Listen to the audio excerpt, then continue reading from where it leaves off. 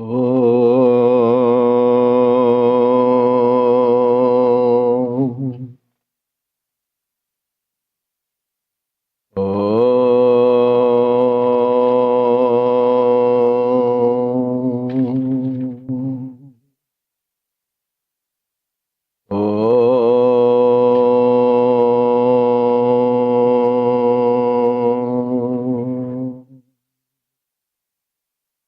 Sahana bhavatu, sahanau bhunaktu, sahaviryam karavavahai, tejasvinavadhitamastu, ma vidvishavahai.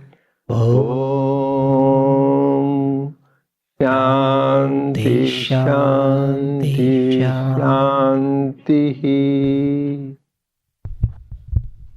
May the Lord protect us. May He nourish us. May we acquire the capacity to study and understand the scriptures. May our study be brilliant, and may we not cavil at each other. Om, peace, peace, peace unto us all. Dear brothers and sisters, loving Sai Ram, to all of you, we welcome everyone to the Sri Sathya Sai Baba Center of Arcadia. Now we are going to go the important. So I briefly will tell that we talked about chapter 10, which is the Vibhuti Yoga, Swami's glory all over the world, God's glory in the form of nature, mountains, river, and people and all that. Then he was curious, Arjuna, then he gave the cosmic vision, Vishwarupa Sandarshana. And we finished that at the end of the Vishwarupa Sandarshana, he said, you should have Ananya Bhakti. So that means one-pointed, unwavering devotion. If you have that, then you will become with me. What are the three words he used? Jnatum, Drashtum, Pravishtum. You will know about me, you will see me, and you will be one with me. So that is a very powerful trifold mantra.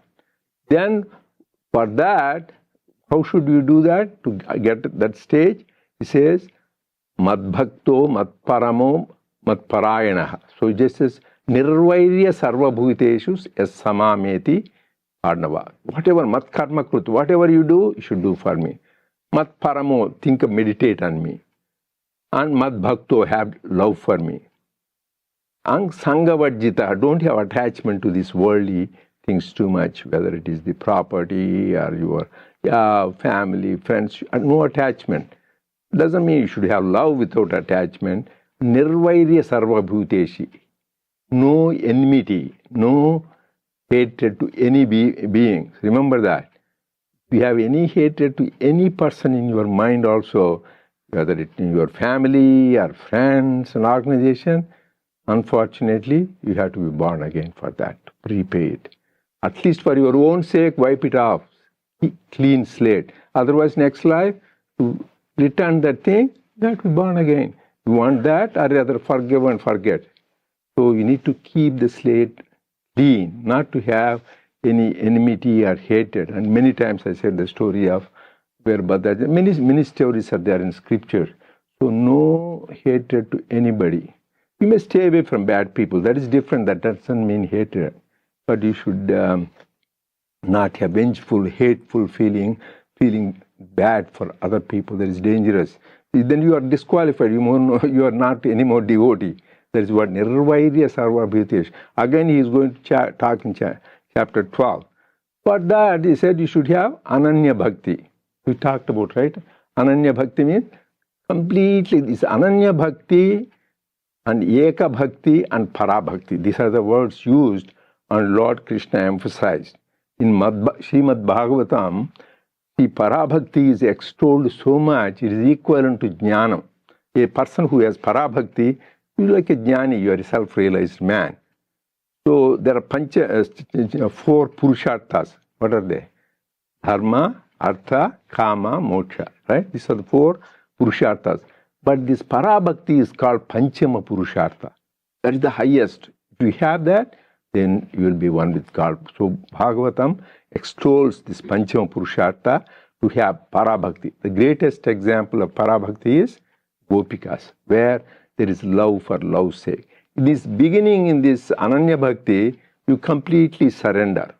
You don't depend on anybody. Always we depend, oh, I will have good bank balance, I don't need to worry about, I have these friends in contact, I have some this power. So you are dependent on the world for your peace and happiness.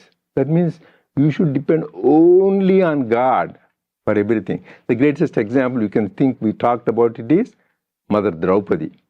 This is a Parabhava, Draupadi Parabhava. She was humiliated in the public, disrobing in front of her own husbands, her grandparents, in-laws, in front of them. That it cannot be any worse than thousands of years ago to happen. We can't imagine. So she was very frustrated. So prayed, asked people, her husbands, to save. They couldn't save her own husbands. They are very powerful. They couldn't do anything. She asked her gurus like Bhishma, Drona, please help me. They couldn't do that. She asked everybody, then Dhritarashtra, her in-laws, nobody helped. Then what did she do? Then that is the time she said, Lord, you save me, only Krishna, you save me. That is why it took a while, Dwarakavasa, then she came. But there also, first it was partial surrender. Lord, please help me, and she was still holding on to the sari. Because that means she's still, first depending on the family, gurus and family, that didn't work out. Then she prayed to the Lord, but she was holding still. That means still she depends on her own effort. And finally gave up everything. With both hands raised, Lord, only you can help me. Then only God comes with complete surrender. Only Anyadha Sharanam Nasti Tvameva Sharanam. I depend on only you. That kind of complete refuge in God, then only God comes in. Till then, okay, you're still do that. Another story it reminds is Bhagavatam about Gajendra. Same thing, that big elephant was caught by the crocodile. It struggled for 1,000 years, because it is very powerful. Similarly, we think we are powerful. We have physical strength, intellectual strength, we have money, we have power, name. All this is in time is gone. So then he realizes, because Gajendra was very powerful, then he says, Lord, I'm helpless. Please help me. Then Lord Vishnu comes, he takes care of that crocodile. Similarly, that is Ananya Bhakti, complete dependence on God. But this Parabhakti goes one step further. Parabhakti is, they don't know, they don't even ask anything to help, because they know their Lord will take care of them. Like Prahlada is the example. Even when he was thrown from the mountain tops, and he was given poison, and he was thrashed by the elephant, nothing fear, no fear, because it is all God is doing. That kind of complete identification with God, that is Parabhakti. So now Arjuna has a question, ask the clarification. So we are going to start on the same page, chapter 20, and in the electronic copy, it is page 93. And you have the hard copy, is page 189. So where we will start with Arjuna asking with a smile and little tremor, because he was, after he saw that cosmic form which is so huge, he was fearful. He was not really ready, even though Lord Krishna gave him Divya Chettu, divine vision. So now he will start asking the most important chapter from here. Can we finish 11? Now we go to the 12th chapter. This is the most important chapter. Bhakti Yoga, name itself, talks about devotion. So it's going to start. So now you can start page 189, Arjuna asking, and for 93 in the soft copy. Sairam, Arjuna asked with a smile and a little tremor of the lips, Lord, I realize that you're pleased with undeviating single-pointed devotion. But are you pleased with the worship of you with the form or you without form? Do you prefer Sa-akaara Upasana or Nir-akaara Upasana? Which melts you more and contributes to success in getting your blessings? Which is easier for the sadhaka and more welcomed by you? Please tell me. I know I just wanted to mention two words here before I go further. Sa-akaara Upasana and Nir-akaara Upasana. Sa-akaara Upasana is the one with the form, and Nir-akaara Upasana that we do Upasana of formless. And so this is really a powerful question he's asking. Should I continue? Actually, in connection with that, both come together. Sa-akaara and Saguna. Nir-akaara and Nirguna. That means whenever there is a form, Sa-akaara, there's Rama, Krishna, Jesus, Buddha, they have a form, right? And they have gunas along with that. Buddha known for compassion, Krishna known for his the wisdom for us. We gave Gita, Rama for dharma. Like each one reminds us, Jesus for sacrifice. So those are the gunas. One is form, and along with that comes the attributes. So whenever you think of them, you think of their form, and they're all the attributes. Swami, you think about his love, his sacrifice, his giving all the time. So like that, whenever you think of a form, the attributes come. But the next one higher is Nir-akaara Nirguna. No name, no form, no attributes. For us, it's difficult to say. That is the ultimate Parabrahman. This is called Brahma Vidya. To be able to communicate the ultimate truth. It says, scriptures, is God has no name, no form, no attributes, and he is beyond the confines of the time, space, and causation. That is called Nirguna, Nir-akaara. So those are the things. There is some of the things Semitic religions follow the Nir-akaara. They say like Judaism and then Islam. They don't have an Allah form for Yehovah, but they have attributes. Oh Allah, the merciful Rahim. Allah Rahim. Rahim means merciful. So that they attribute some qualities for. So they have Nir-akaara, but they have still Saguna. But our Vedanta is the highest. Nirguna, Nir-akaara. Higher than that stage. So that is the thing. These are the doubt he has between what is good. Please proceed, Pravina. Krishna was happy that this question was asked. He said, Arjuna, I don't make any distinction between the two. I am pleased however I am worshipped, provided the mind is saturated with me and there is steady faith in every act, word, and thought. Arjuna intercepted with the query, Krishna, are mere purity of heart and steady faith enough? Don't sex or status as mixed by caste or the stage of life form obstacles to success?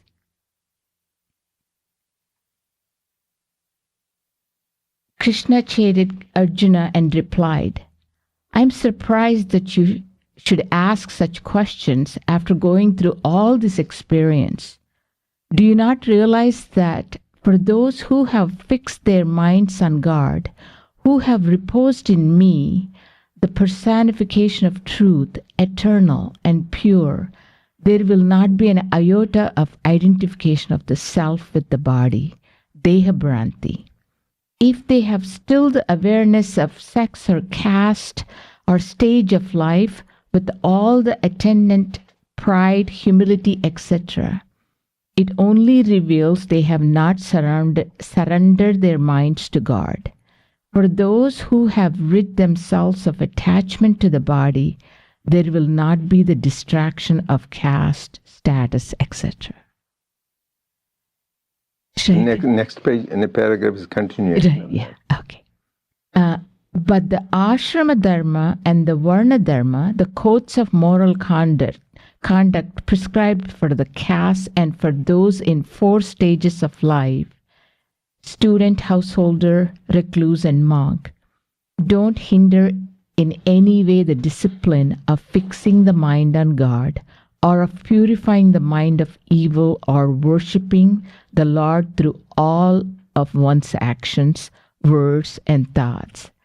The distinction of the sex or caste or status or stage of life affect only those who live in the awareness of the body as reality, who act as if the world is absolute and eternal.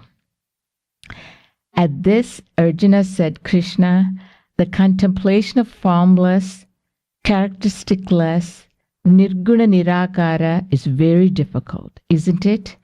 For those who, with the Deha Bhranti, or identification of the self with the body, the worship of the formful aspect of God, which is within the reach of the ordinary men, can this yield purity of mind, purity of the inner instruments of consciousness? Please enlighten me. I know there's a lot. I think just the one thing, if I had to really summarize in my head, it really doesn't matter. Krishna straight says, whether you're a man, woman, what status you're in, which caste you belong to, what stage of life you're in, those should not be obstacles to purify your mind and to anchor your mind, especially not only mind, that means the thought, words, deeds, all of those, to purify, to anchor to the Lord, to attract those blessings. Yeah, the two important things here emphasizing is faith, Shraddha, and purity, purity of the heart. These are the two essential things for a spiritual seeker, a sadhaka. So he says, first you need to get rid of the Deha Bhranti, body consciousness. We are all attached to the body. We think we are the body because over so many lifetimes we thought it is not easy overnight. You can't get rid of that. We identified with this name, form, qualities. So all the spiritual practices is to get rid of the wrong identification that we are the body, we are the mind, and we are the intellect. To really find out who you are. That is why Swami says you are 3 people, right? What you think you are, that is the body. What others think you are, that is the mind. What really you are really Atma. So we should go beyond what we think, what others think we are, but we really go who we are, that is the Atma. So these 2 words I want to explain, we talked about it, a lot of you here. Varna Dharma, Ashrama Dharma. What is Varna Dharma? Like people in the society, they are classified 4 types: Brahmanas, Vaishyas, and Shudras, and Kshatriyas. Even Purushottam said, for God himself, Brahmanosya Mukhamasit. God's face came Brahmanas. And the Kshatriyas from the shoulders. And Urutadasya Vaishya, from the thighs came the Vaishyas. And Shudros Pado Ajayata. From the feet came Shudras. So that is why people think, oh, Shudras are less because they came from feet. Which do you worship in God when you worship? Feet. Feet we worship. So it is important. We don't put the face, and we adore the face, we adore the hand, but mostly we worship feet. So everybody has a role to play. What it is decided is depending on your aptitude. Some people are really highly intellectual people, thinkers, they are into more spiritual, but they are Brahmins. Not because, that is why Lord Krishna says in Gita, Chatur Varnam Maya Srishtam Guna Karma Vibhagayo. I divided these 4 depending on what activities you do and what kind of aptitude you have. You are a person, so-called you may be born in a Shudra family, but you may be highly spiritual, thinking God, you are very intellectual, you are a Brahmin. And you are always very chivalrous, want to fight for your country, you are a Kshatriya. And you always like to, some entrepreneurs, like I have some friends who are business. They want to do this business, make this money. They have business Vaishya tendency. Then some Shudras, they want to do service. So those are, so naturally each one has had tendency, some intellectual, some business-minded persons, some chivalrous, or some who are service-oriented. Depending upon that comes. But it doesn't mean it precludes you from being in connected with God. That is what he is telling. And same thing, ashrama dharma. You may be a child, like in children you play, go to school, you play, and then you become a householder, grihastha, right? We get then married, and then you have family, you go to work, you support your family. Then you are then become vanaprastha. Vanaprastha means recluse. After the age of 50, you are supposed to be vanaprastha. But vanaprastha is thinking in the God. But Swami says nowadays most of the people are vanarprasthas. So they are like monkey. Even after 50, 60, they still want to get entangled in family, children. After children grown up, then grandchildren. Grandchildren go up, grandchildren. So they never end. So that is, vanaprastha should end by 50. Then it becomes sannyasa. Sannyasa means not akar robe, but you should be completely detached from the ties with the world and family. Focus 100% on God. Not easy for everybody, but you can do that. Even a great king like Janaka, being a king, he could do that. So it says, don't exclude because of the stage in life or your attitude. But the examples, there's anything. So Nandanar, did you hear of Nandanar? He's the greatest Nayana saint. He's Shaivite saint. He was untouchable. He was using like cobbler. He used to do the shoes. And in India, they won't even allow anywhere near the temples. And I talked about it before, how he became the greatest Shaivite saint. He went to Chidambaram. He merged one with Lord Shiva. And you heard about Kannappa, how he was the tribal man, and he was merged in God. Even children, Prahlada, Dhruva. So nothing to do with the age, nothing to do with the caste. And we talked about Shabari, but how much purity and love for God. Here I will tell you just one story. Next time I will tell you, not only human beings, even animals can have that. I told you before, Srikalahasti, right? This is a pilgrimage place for Lord Shiva. Sri means spider. Kala means snake. Hasti means elephant. These are the name of the town is put on the name of these three greatest devotees of God. Spider, you can't think of how can spider be great Shiva devotee. And snake, and then elephant. And the fourth one is Kannappa. There is a tribal man whose only place, one is Prashanti Nilayam Swami put Hanuman on the top of God, and in that place, Kannappa temple is on the top of the hill. Shiva is down, but Kannappa, the devotee's temple, is on the top. So that is the kind of thing. Here I just tell about spider and finish. This spider, it was born, it was a good tendency. In his previous life appears he was a Brahmin, but he was not a good Brahmin. He was doing all bad things. So, he had some good karma. He did some good thing. So he was born as a spider. But the spider he saw this lingam for Shiva Linga.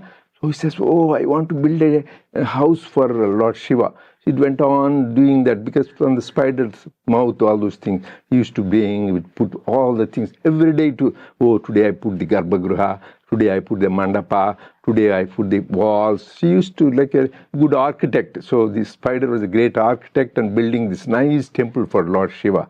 It was very happy. So every day comes, one time there is the drizzle is there, then it gets broken. Then like engineer, it comes and fixes those things. Another time there's a wind, it is broken, it comes and fixes it. There's so much love for Lord Shiva. But God likes to test you. Even Lord Shiva, he doesn't keep quite how much you can take the test. Because in Shiva temple there is little lamp, right? The lamp, Shiva tests, that lamp, the fire goes and destroys all these webs. That is the house for Lord Shiva. Spider comes and gets so frustrated. I took so much time build this temple for my Lord Shiva. This useless fire, it comes and eats my house. I can't take this. I will say, I will eat this fire. Talking about spider, I will eat the fire. What will happen? The spider eats the fire, it will die, right? So I am going to, so then she says, I am going to eat Shiva's, I don't care about my life. My Shiva's temple, how can you disturb?